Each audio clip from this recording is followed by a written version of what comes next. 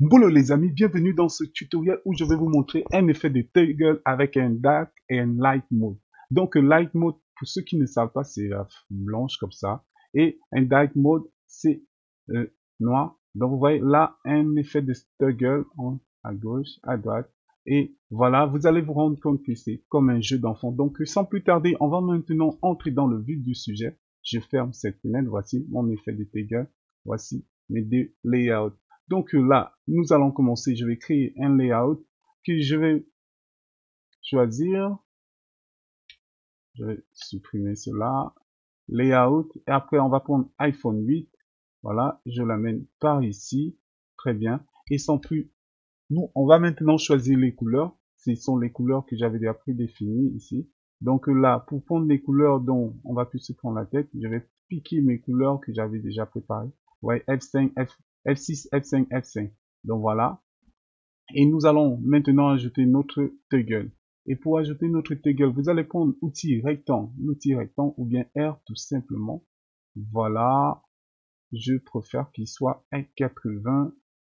Voilà, 79 ici, comme Y, donc la largeur 80 et la hauteur. Je vais maintenant centrer je vais zoomer. Et ici, comme vous voyez là, c'est le corner radius, les contours. Je mets à 50. Donc voilà. Et on va maintenant ajouter la couleur. Quelle est la couleur? Comme nous allons piquer notre couleur.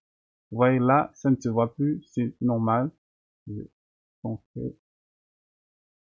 C'est normal que ça ne se voit plus. Et ici, vous allez maintenant ajouter un effet à l'intérieur. Cet effet au lieu de Home Shadow, c'est Inner Shadow, donc l'ombre interne. Très bien. Moi, pour voir les paramètres 4, c'est bien comme ça. Au lieu de, je vais essayer de réduire 20%. Vous voyez là, on n'arrive pas à bien voir. Ok, vous voyez là, quand on met à 2, c'est mieux pour nous. On voit ce que ça donne. Et maintenant, on va déjà ajouter notre toggle, notre rond, dans ellipse. Je vais créer un toggle. Oh, si vous regardez ici, width, donc c'est-à-dire la largeur et la hauteur, c'est 35. Ici, ça doit être combien? Au lieu de 35, vous voyez là, la hauteur, c'est 38. Moi, je préfère mettre 30, 35. Oui, on va mettre à 30. Très bien. Si vous regardez là, c'est mieux comme ça. Très bien. Donc, moi, vous allez faire un clic droit, vous allez choisir un plugin qu'on appelle Morph, l'effet Morphis. Donc, il va nous créer un effet Morphis, vraiment que j'aime bien. Donc ça, je supprime ça. Vous voyez là, c'est excellent comme ça. Vous voyez là, c'est mieux. Si vous regardez bien, c'est très bien. Par contre, c'est l'ombre qui me dérange. On va aller voir au niveau de l'ombre, les paramètres de l'ombre. Au lieu de, on va le réduire à 2. On va zoomer pour mieux voir. Ok, là, ça me paraît quand même mieux. Vous voyez là, l'ombre, shadow, shadow, on va mettre 1. Ok, 2. Au lieu de le pourcentage, moi, je préfère mettre 20. Pas non plus. Très bien. Vous voyez là, on a déjà quelque chose de propre. On va maintenant dupliquer notre calque, notre layout. Voilà. Alt Shift. Ok. Très bien. L'arrière-plan ici. Vous voyez là, vous venez ici. Je vais piquer la couleur de l'arrière-plan. Ici, je vais piquer les couleurs qui nous sont déjà prédéfinies. Ici, je vais piquer les couleurs. Et si vous regardez bien sûr, ici, il y a une autre couleur qu'on a ici. V, au lieu de cette couleur, je vais piquer. Donc vous voyez là, ok, il faut revoir les couleurs.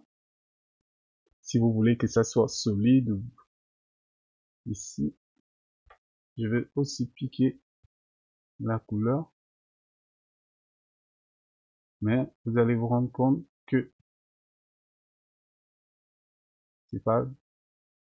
Ok, notre bouton, on peut le laisser comme ça. C'est vrai qu'à un moment, nous, on veut qu'il soit ce genre. Donc là, pour voir ça, au lieu de linéaire, nous, on va prendre solide. Ok. En tout cas, je vais reprendre le plugin. Il va me créer un morph spécial. Voilà. Donc, je vais...